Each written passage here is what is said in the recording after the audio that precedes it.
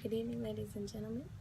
My name is Kayla Katz, and I am the spokesperson for Dennis Hightower. And tonight I will be presenting to you a technical speech on the one and only Disney.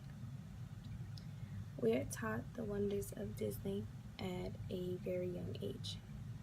At the tender age of 4 and 5, our parents work tireless hours just so they can plan that once-in-a-lifetime trip to the happiest place on earth. One of the most recognized faces, and also one of my son's absolute favorite thing in the world, is this guy right here,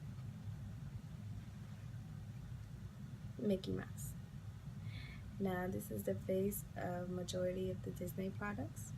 You can see this face in apparel, in movies, in cartoons, music, you name it. Now, Disney is all about innovation, thinking outside of normal standards, and ultimately getting the job done in a prestigious manner. Now, Disney's come up was a little different from most successful companies. Disney was originally founded in 1923 by brothers Walt and Roy Disney with a mere $500 loan. Now, fast forward 65 years later, the company managed to flip that number to exceed $3 billion in sales by 1987. So this is not your average success story. To reach this immense platform, Disney was involved in film, in television production, theme parks, and consumer products. So when looking at Exhibit 1, the financial performance and business composition from 1940 to 1980, sales began at $2.5 million in 1940.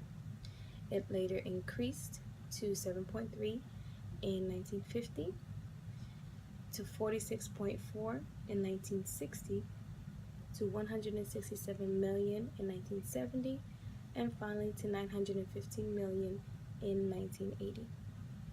It was a proven fact based on the numbers that Disney would not and could not fail.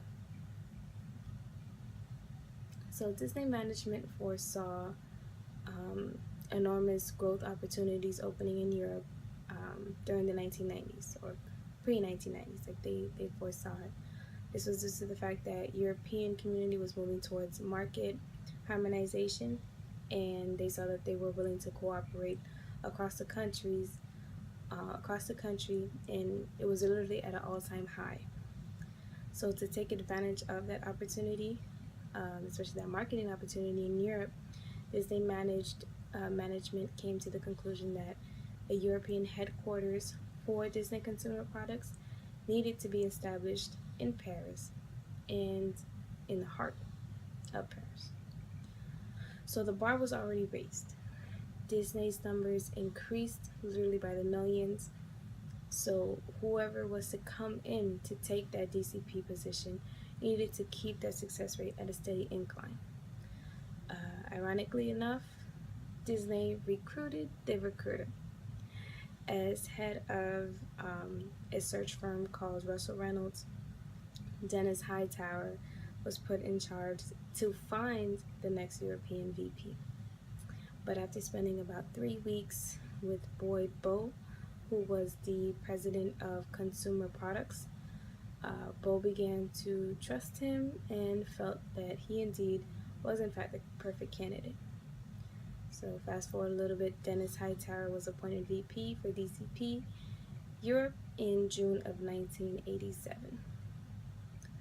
So the challenge for Hightower was to make Disney more profitable, to unify Europe, to group the business beyond any individual area, and all in a critical thinking and creative manner. So his first approach would be to move beyond licensing and dive into publishing business. Licensors, they earn regular royalty, but they're never the core business to your licensing. So after his merge to publishing was implemented, European publishing operations became a mosaic of licensing in the UK, Germany, France, Middle East, and Italy.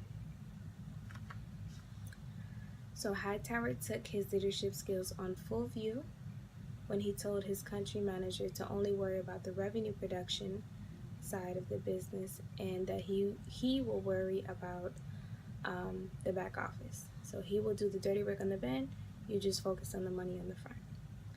While front and center, he also managed to establish new marketing and creative service divisions. So again, he did not disappoint. His numbers were skyrocketing and even surpassing $308 million in revenue in Europe alone in 1994. So what stands out to me personally from Hightower is his statement of numbers do not get the job done, people do. He knew this method was not most effective when it came to management, but it worked.